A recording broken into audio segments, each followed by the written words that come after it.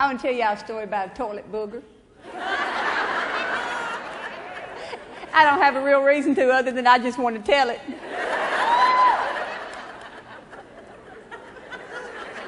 So don't be up in here looking for any meaning in this one. This is just what it is. When my friend first told me this story, she told me this story about 3 years ago, y'all. And she was like, this is not for the radio, TV, a book, the newspaper column, nothing. I was like, because it's a great story. But I did not tell it. Well, a while back she called me asking for a recipe. And I gave her the recipe, and then I kind of tested the waters on the story, kind of brought the story back up. And she said, oh, heck, Shellie. She named her husband. I almost said his name. She said, he's told everybody this side of the Mississippi, you might as well tell your whole audience, too. As long as you change my name. So I call her Caroline. And what happened to Caroline one night was most unfortunate. Caroline woke up in the middle of the night, and she needed to go to the restroom.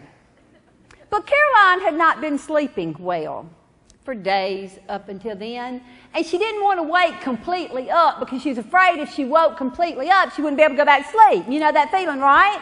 So Caroline has what she thinks is a lovely idea, that she's just going to keep her eyes closed so she won't wake up completely, and she's going to feel her way to the bathroom. Well, unfortunately for Caroline, her man had also felt a similar urge.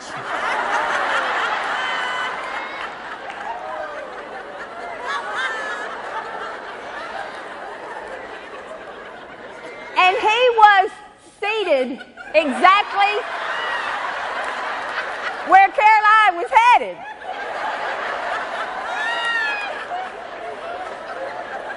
And fate was presenting him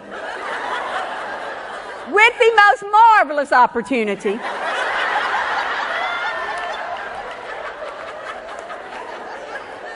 because his sweet thing was approaching him in the middle of the night with her eyes closed.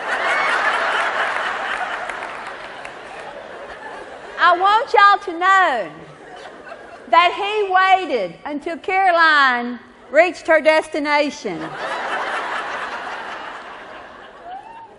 And the poor girl lowered her pajama bottom. And then she lowered herself.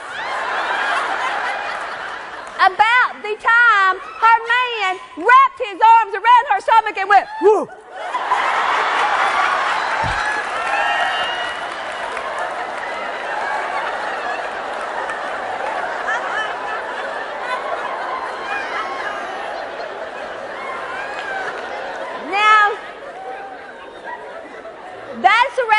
About the time that Caroline realized that they were both going to need a shower.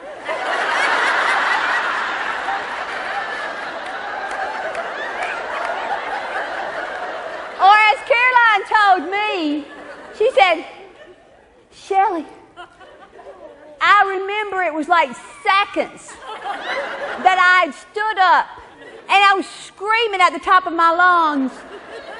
And I could not stop anything that was happening.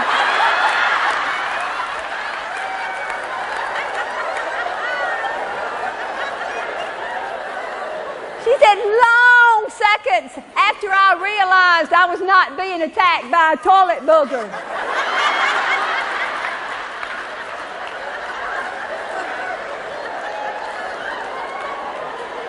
I think a bunch of cowgirls might understand the next thing she said.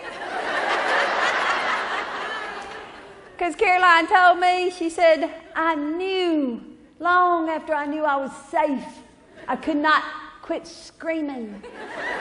She said, but do you know, Shellie, that man has not felt safe since.